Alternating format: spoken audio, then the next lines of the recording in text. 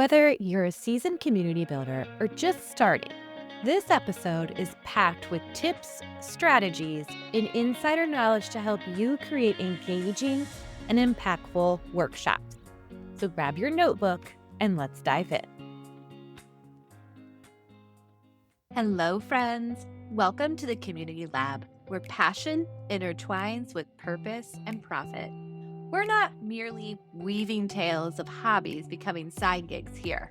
We're about crafting endeavors that deeply resonate and reward. Whether you're creating courses, guiding lives, or kickstarting a podcast journey, let's elevate together from being zealous dreamers to standout community leaders. Explore the balance between passion and profitability as we unwrap the tools and tactics we use to create, maintain, and grow our own profitable community. So, what's our pledge to you? To guide you from mere daydreaming to creating a vision that's both successful and meaningful, fostering authentic ties and a close-knit community. If you're fueled by passion, eyeing a new prosperous path, and curious about making community a pillar of your success, the Community Lab awaits. Join us and let's turn those visions into profitable ventures. Welcome back to the Community Lab podcast. I'm your host, Rachel. Why should you host a workshop? Well, workshops are a powerful tool for deepening engagement, sharing knowledge, and fostering a sense of community. They allow you to connect with your members on a more personal level and provide them with valuable insights and skills. I remember my first workshop. It was nerve-wracking, but immensely rewarding. So let's start with why you should host a workshop. The benefits are immense. First, workshops boost engagement. They give your community members a reason to interact and participate actively. Secondly, they provide value. By sharing your knowledge and expertise, you're helping your members grow. And third, workshops can strengthen community bonds. When people learn together, they connect on a deeper level. Consider examples from various communities. Whether it's a photography group learning new techniques or a fitness community exploring new workouts, workshops bring people together. Now, on to planning your workshop. Planning is crucial to ensure everything runs smoothly. And I can't begin to tell you that planning is the make it or break it of a successful workshop.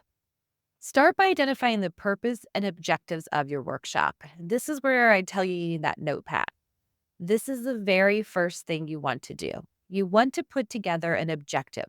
What is the ideal outcome of hosting this workshop? Is it to grow your community? Is it to convert users to paid members? Is it to just offer insight? What do you want your members to gain? Is it new knowledge, a specific skill, or a change in mindset? Next, select a topic that resonates with your community. This could be based on feedback, common questions, or trending topics in your niche. For example, if your community frequently asks about time management, consider a workshop on productivity hacks. Once you have your topic, create a detailed outline and agenda. Break down the content into manageable sections and make sure to include time for introductions, main content, interactive activities, and Q&As. And remember, less is more. You can always host another workshop. So keep content concise and on topic. Now, Circle makes setting up your workshop a breeze. From customizing your workshop spaces to managing participant registration, Circle allows you to track RSVPs and even send reminders to ensure a good turnout. So don't forget to set up any necessary permissions so your participants can access the workshop materials easily and keep them organized. The easier it is for the user to be able to participate, the more likely they are to do so. Now, I have a pro tip for you. Create a workflow in your Flowdesk account or your ESP, email service provider account, to remind attendees of the events. I can't begin to tell you how important it is to remind your attendees of the event. Sometimes people will sign up, on the fly and be all excited and then completely space the event itself. They don't add it to their calendar. So, sending frequent reminders leading up to the event is highly effective in increasing attendance. Share resources and provide replays all via email. This ensures that the participants are well informed, have all the materials they need, and can revisit the content at their convenience. This also gives you an opportunity to do an upsell. So if you were offering a free workshop but charging for the replay, here is your way to do so. Automation tools can be a game changer in maintaining engagement and delivering value even after the workshop ends. Now, we all know that content creation is the heart of your workshop. Developing engaging and valuable content that keeps your audience interested is a must. Utilize multimedia elements like videos, slides, and interactive activities. Visual aids not only make the workshop more engaging, but also help in better retention of information. Make sure your content is accessible and inclusive. Use clear language, provide transcripts for videos, and ensure that any interactive elements are easy to use. Inclusivity is a key to making everyone feel welcome and able to participate. I can't begin to tell you how important this is. Our large conference that our team hosts yearly, that we've done the case study on and talked about frequently, we have gone out of our way to make sure that there are transcripts available, that you can download all the resources before the event, that we have an agenda that is downloadable with a notes section. We've gone above and beyond to make sure that those attendees feel prepared before they actually sit down and consume any of the content. Now, you have to get the people there, right? And promotion is the next big step. You want to attract attendees, so start by leveraging your existing community.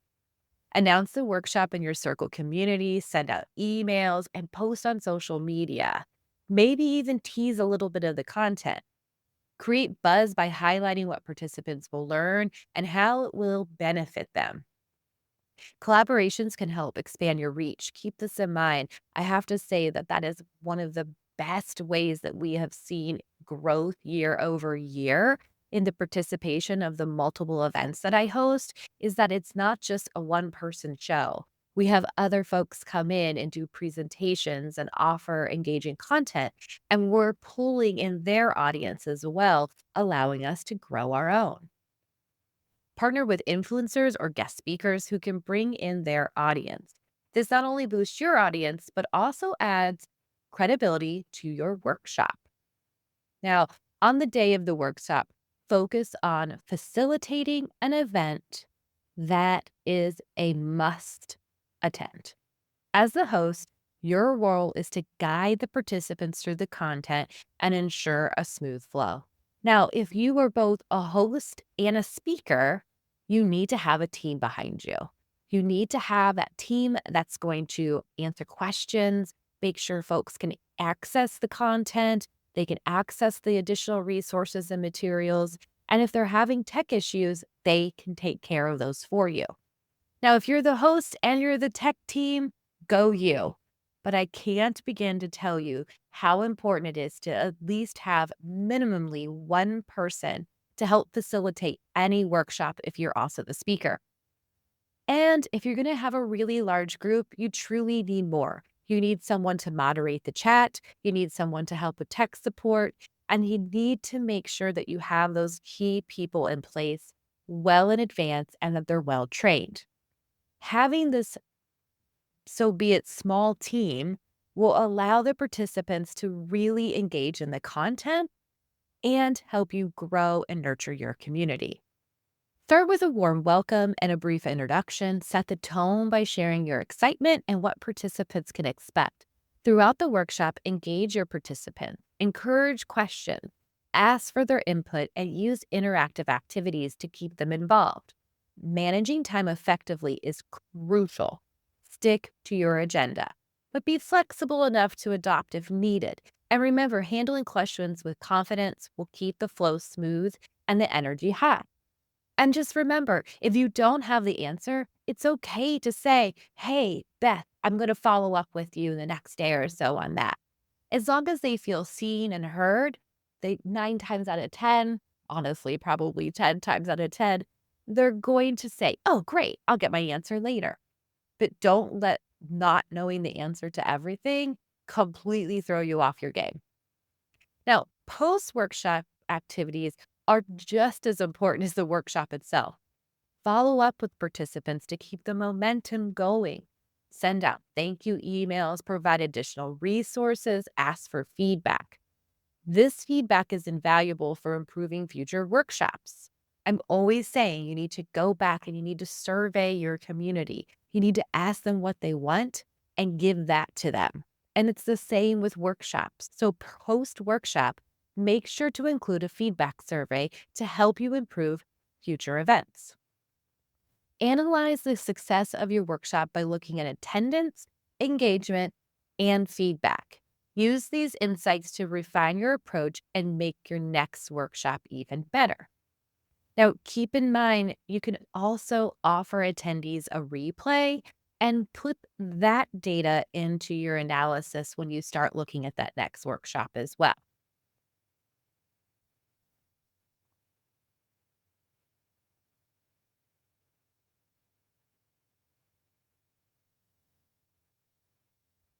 So I'm going to talk to you a little bit about a real life example.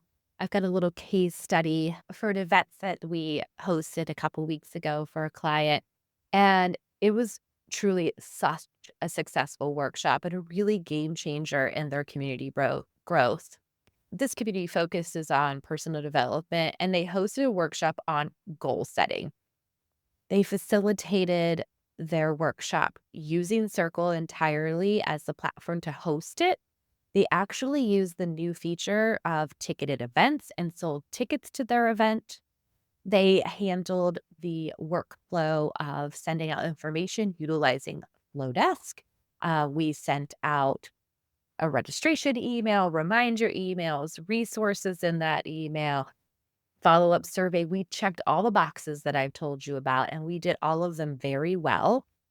And it has been just the client is over the moon. They can't wait to plan their next event. We already have it penciled on the calendar. So, truly, the result was high engagement, positive feedback, and a really strong community now. So, we grew the community by a little over 100 members by simply offering a low dollar ticketed event.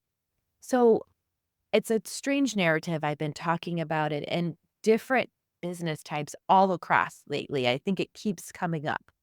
This idea of if we give away all this great information, then people will consume it and they'll jump on board with us.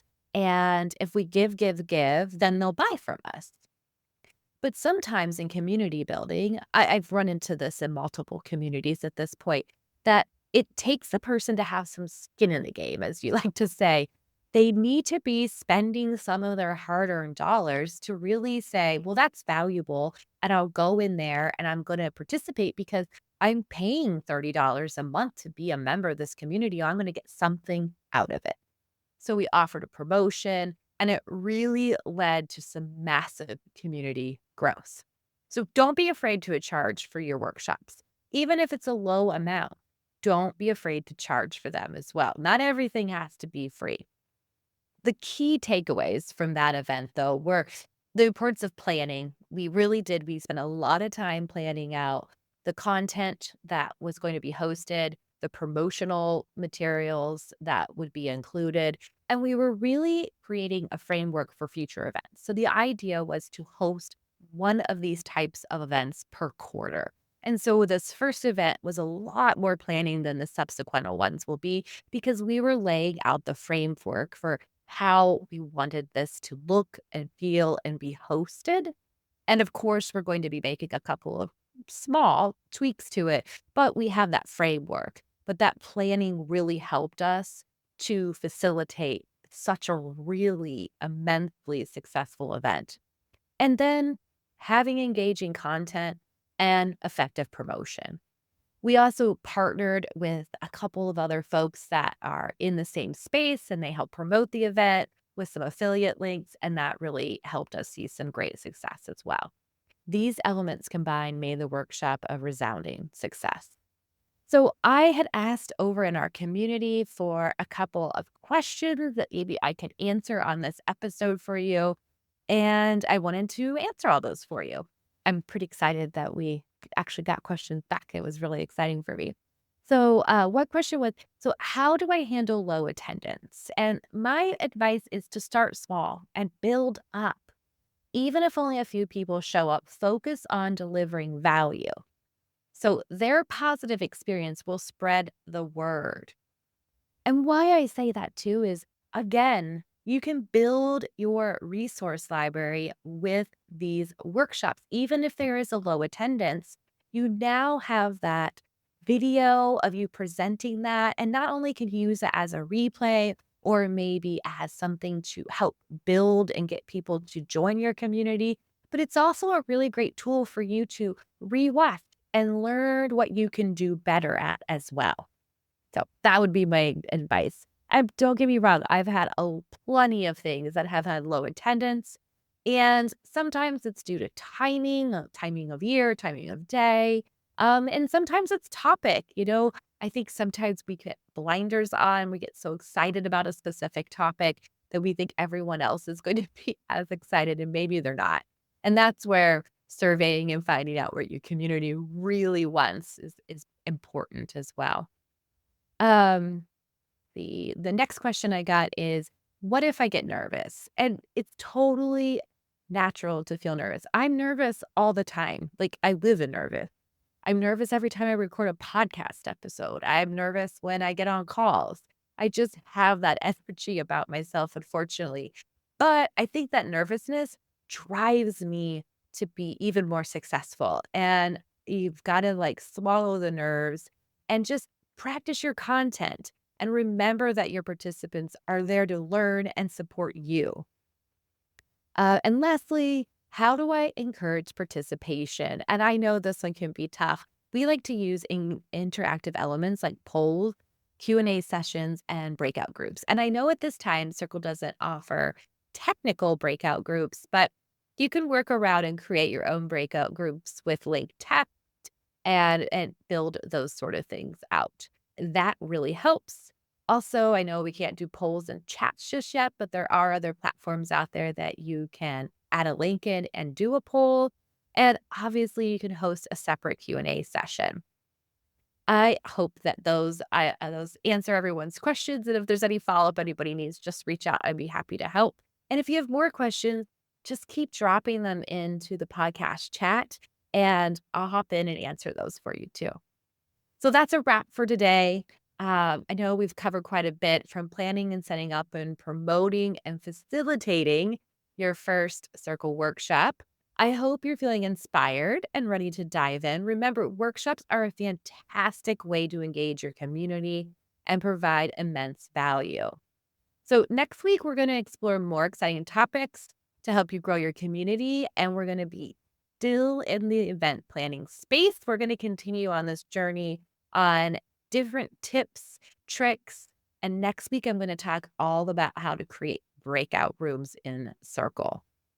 It's probably one of the number one requested features I see in the Circle community itself around events, as well as one of the things that I people bring up all the time to me, and I have quite fun workaround. And that week we'll be doing video content too. So next week's podcast will be video as well as audio.